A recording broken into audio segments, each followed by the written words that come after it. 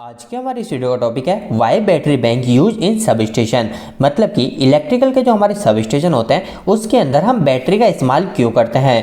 दोस्तों यह क्वेश्चन काफ़ी ज़्यादा इंपॉर्टेंट है क्योंकि यह सवाल आपसे इलेक्ट्रिकल के इंटरव्यू में भी काफ़ी ज़्यादा पूछा जाता है। तो हम इस वीडियो के अंदर काफ़ी अच्छे से इस टॉपिक को समझ लेंगे कि हम बैटरी बैंक का इस्तेमाल सब स्टेशन के अंदर क्यों करते हैं। तो वीडियो को स्टार्ट कर लेते हैं। दोस्तों सबसे पहले हम आसान शब्दों में यह जान लेते हैं कि सब स्टेशन क्या होता है। तो काफ़ी सिंपल सी चीज़ है, जैसे कि दोस्तों हमारा एक ग्रिड है जहां पर हमारे पावर स्टेशन से बिजली बनके आ रही है। तो दोस्तों यहाँ पे हम एक जगह पे पूरी जितनी भी इलेक्ट्रिसिटी होती है इस इलेक्ट्रिसिटी को एक बार यहाँ पे कंबाइन कर लेते हैं, यानी हम एक इलेक्ट्रिकल का स्टेशन बना लेते हैं। उसी को बोलते हैं हम सब स्टेशन। अब इस सब स्टेशन की मदद से हम यहाँ से हमारी इलेक्ट्रिसिटी को अलग अलग जगह कई जगह हमारे जिले वाइज हमारे सिटी वाइज डिस्ट्रीब्यूट कर देते हैं। तो दोस्तों यही होता है हमारा सब स्टेशन। एक तरह से आप यह भी बोल सकते हैं, जरूरी नहीं है कि हमारा जो बैटरी बैंक है वो बैटरी बैंक सिर्फ सब स्टेशन के अंदर ही काम में आ रहा हो। आपने कई बार देखा होगा हमारी कंपनी के अंदर भी हमारे जो वीसीबी पैनल होता है, एसीबी पैनल होता है, उन सभी ब्रेकर के अंदर भी हमारी ट्रिप कॉइल, इसके अलावा हमारे ब्रेकर को ऑन करने का जितना भी कंट्रोल है उस कंट्रोल को हम डीसी सप्लाई मतलब एक बैटरी की मदद से ही देते हैं। तो दोस्तों आप सिर्फ एक पॉइंट का यह ध्यान रखिए कि हमारा जो भी जिस कंपनी के अंदर मेन पैनल होता है ना, उस मेन पैनल के अंदर जो भी हमारा ऑन ऑफ करने का जो भी स्विच है और हमारी जो भी रिले है उस रिले को हम अधिकतर केस में बैटरी की ही सहायता से हम कनेक्ट कराते हैं। दोस्तों इसके बाद में हमारा सेकंड पॉइंट आता है कि आखिर इसको बैटरी बैंक क्यों बोला जाता है। तो दोस्तों देखिए हमारे जितने भी सब स्टेशन होते हैं, अभी हम हमारी कंपनी की बात नहीं कर रहे हैं, हम एक सब स्टेशन की बात कर रहे हैं। उस सब स्टेशन के अंदर क्या होता है दोस्तों, हमारा जितना भी हमारा कंट्रोल सर्किट होता है उसके अंदर, क्योंकि हमारे एक पैनल नहीं होता है, उसके अंदर हमारे कई सारे फीडर होता है। तो कई सारे फीडर होने के कारण वहां पे कई सारा कंट्रोल सर्किट होता है, कई सारी रिले होती है, यानी बहुत सारी प्रोटेक्शन की चीजें होती है। तो इस वजह से वहां पे हमको कई सारे करंट की आवश्यकता होती है हमारे कंट्रोल के लिए। तो हम वहां पे क्या करते हैं दोस्तों, हमारी कई सारी बैटरी को आपस में सीरीज में कनेक्ट कर देते हैं। मैं आपको एक छोटी सी बात बताता हूं कि हमारे जो सब स्टेशन होते हैं उस सब स्टेशन के अंदर हमारे छोटे छोटे सेलों को जोड़कर हमारे बैटरी को बनाया जाता है।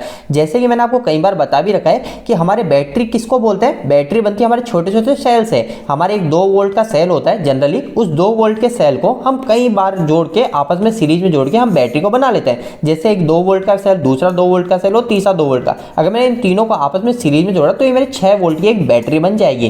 तो दोस्तों यही हम सब स्टेशन के अंदर करते हैं। सब स्टेशन के अंदर हमारा जो बैटरी बैंक होता है वो बैटरी बैंक कितने वोल्टेज का होता है, तो अधिकतर केस में हमारा बैटरी बैंक या तो आपको 48 वोल्टेज का देखने को मिलेगा और इससे भी अधिकतर केस में आपको 220 वोल्टेज का बैटरी बैंक देखने को मिलेगा। ये 220 वोल्टेज जो होगा ये हमारा एसी नहीं होगा, ये हमारा डीसी होगा। अब दोस्तों नंबर थर्ड पॉइंट, हमको वोल्टेज तो मिल गए, डीसी वोल्टेज हमको मिल गए, हमारे बैटरी बैंक से हमको डीसी वोल्टेज मिल गए, पर अब हम इसको सब स्टेशन में कहां पे उपयोग में लेते हैं। तो दोस्तों इसको कई जगह पे उपयोग में ले जाता है। जैसे हमारा जो ट्रिप सर्किट होता है और हमारा जो क्लोजिंग रिले होती है उस क्लोजिंग का जो भी सर्किट होता है वहां पर हम डीसी सप्लाई का उपयोग लेते हैं। इसके अलावा दोस्तों सेकंड हो गया हमारी जितनी भी प्रोटेक्शन रिले, जैसे हम सभी को पता है ओवरलोड करंट की अलग रिले होती है, शॉर्ट सर्किट करंट की, अर्थ फॉल्ट की अलग रिले होती है, यानी जितनी भी हमारी प्रोटेक्शन की चीजें, जितनी भी प्रोटेक्शन रिले, उन सभी के अंदर हमारी डीसी सप्लाई से हम प्रोटेक्शन देते हैं। इसके बाद में दोस्तों तीसरा हमारा जितना भी कंट्रोल सर्किट होता है उस कंट्रोल सर्किट के अंदर भी हम डीसी सप्लाई को ही उपयोग में लेते हैं। अब ये कंट्रोल सर्किट के अंदर क्या हो सकता है, कंट्रोल सर्किट के अंदर हमारा आपस में कोई इंटरलॉक हो सकता है। इसके अलावा हमने किसी स्विच के थ्रू हमारे रिले को सप्लाई दे रखी है, स्विच के थ्रू हमने मीटर को ऑन कर रखा है, इन सभी के अंदर हमारा कंट्रोल सर्किट आ जाएगा। तो कंट्रोल सर्किट के अंदर हमारा जितना भी पैनल के अंदर कंट्रोल सर्किट है या फिर हमारे स्विच रूम के अंदर जितना भी कंट्रोल सर्किट है उसके अंदर हमारी डीसी सप्लाई का उपयोग में ले जाता है। इसके बाद में दोस्तों फोर्थ नंबर पॉइंट की बात करें तो जितने भी हमारे इंडिकेशन लैंप होते हैं, जो आपने देखा है हमारे पैनल के ऊपर हमको इंडिकेट करते हैं कि हमारे सर्किट ब्रेकर अभी ऑन है या फिर ऑफ है या फिर ट्रिप है, तो वो जितने भी इंडिकेशन लैंप है वो हमारे डीसी सप्लाई से कनेक्ट होते हैं। सेकंड नंबर पे हमारा अलार्म, जिसको हम बजर बोल सकते हैं, जैसे हमारी पावर सप्लाई ऑफ हुई तो हमारा अलार्म बजना चाहिए, पावर सप्लाई आ गई तो हमारा, तो वो भी हमारा डीसी सप्लाई पे कनेक्ट होता है। इसके अलावा हमारे जितने भी इमरजेंसी लैंप होते हैं, जैसे हमारी लाइट चली गई तो लाइट चली गई, अंधेरा हो जाएगा तो उस समय हमारा इमरजेंसी में लैंप चाहिए तो वो भी हमारे डीसी सप्लाई से कनेक्ट होता है। इसके बाद में दोस्तों हमारा फिफ्थ पॉइंट है जो हमारा पीएलसीसी पैनल होता है, पावर लाइन कम्युनिकेशन सिस्टम जो होता है, उसके अंदर भी हमारे डीसी सप्लाई का उपयोग में ले जाता है। इसके अलावा हमारे स्विच रूम में डेटा स्टोरिंग के लिए कंप्यूटर का इस्तेमाल किया है तो वहां पर भी हमारे डीसी सप्लाई का ही उपयोग में ले जाता है, ताकि कोई भी प्रॉब्लम से हमारा जो डेटा है वो डेटा हमारा इरेज ना हो, वो हमेशा सेव पड़ा रहे। इसके बाद में दोस्तों आखिरी और छठा पॉइंट है टैप चेंजर। आप सभी को पता है हमारे ट्रांसफार्मर के अंदर एक टैप चेंजर नाम का शब्द होता है। वो क्या होता है, कभी भी हमारी जो वोल्टेज है वो वोल्टेज अगर एकदम से थोड़े डाउन हो गए, वो जो टैप चेंजर होगा वो वोल्टेज को ऑटोमेटिक सेट करेगा।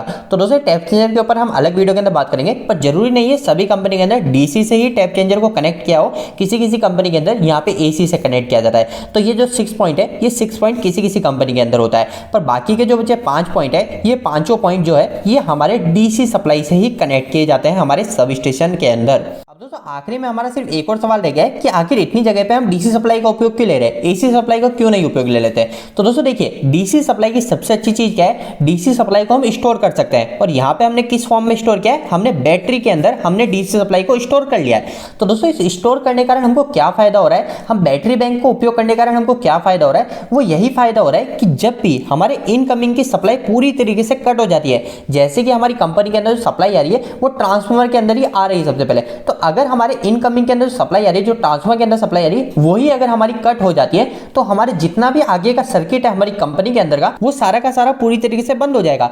और दोस्तों अभी तो हम कंपनी की बात करें, कंपनी के अंदर तो कोई बात नहीं, हमारा सारा सिस्टम बंद हो जाएगा, पर जब हम सब स्टेशन की बात करते हैं, सब स्टेशन एक छोटी चीज नहीं होती है, सब स्टेशन से हमारे पूरी सिटी कनेक्ट होती है, हमारा पूरा जिला कनेक्ट होता है। तो दोस्तों अगर उस समय ये पूरा का पूरा सिस्टम एक बार में डिस्कनेक्ट हो गया और उसके बाद में हमारी पावर सप्लाई भी आती है, तो सबसे पहले हमको एक एक करके हमारे जितना भी कंट्रोल है उस कंट्रोल को हमको स्विच करना पड़ेगा, एक एक करके पहले उन सभी को ऑन करना पड़ेगा। पर अगर हमने सब स्टेशन के डीसी सप्लाई का उपयोग कर रखा है, तो हमारा जितना भी पूरा का पूरा सर्किट है वो सर्किट कंट्रोल पहले से ही कनेक्ट है, बस हमको जो मेन हमारा जो ट्रिप हुआ है उस ट्रिप को हमको ऑन करना पड़ेगा। पर अगर यहाँ पे हमने ये सभी चीजों को एसी पे कनेक्ट कर रखा होता तो हमारी उस समय ना कोई हमें प्रोटेक्शन मिल पाती। इसके अलावा अगर हमको कभी टेस्टिंग के हिसाब से हमारे सर्किट ब्रेकर को ऑन मतलब क्लोज करना है, जबकि सप्लाई है नहीं, फिर भी हमको चेक करना है कि हमारा ब्रेकर काम कर नहीं कर रहा, तो वो भी हम नहीं कर सकते। इसके अलावा तीसरी चीज, हमारा कंट्रोल सर्किट नहीं रहेगा तो हमारी कुछ भी हमको मेंटेनेंस करना है तो वो सब चीज भी नहीं कर सकते। चौथी चीज कि हमारा इंडिकेशन लैंप भी सारे बंद हो जाएंगे, तो हमको ये भी नहीं पता चलेगा कि हमारा कोई सर्किट है वो सर्किट ट्रिप हुआ है या फिर किसी ने उसको ऑफ कर दिया है, और अगर ट्रिप हुआ है तो वो ट्रिप किस वजह से हुआ है, ये सब चीजें भी हमको पता नहीं चलेगी। इसके साथ साथ हमारा पीएलसीसी पैनल जो कि काफी ज्यादा इंपॉर्टेंट है, जो आपस में जो पूरी पावर लाइन जो होती है उसको कम्युनिकेशन करने की काम करता है, तो ये जो हमारा पीएलसीसी जो पैनल है ये भी हमारा नहीं चलेगा।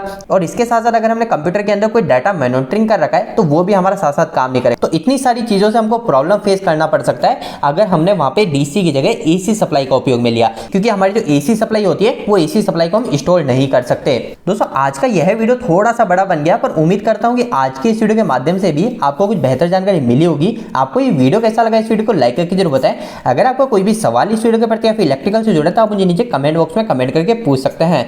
इलेक्ट्रिकल की वीडियो आप हिंदी में देखना पसंद करते हैं, आज हमारे चैनल को सब्सक्राइब कर लीजिए। आज के लिए इतना ही, धन्यवाद।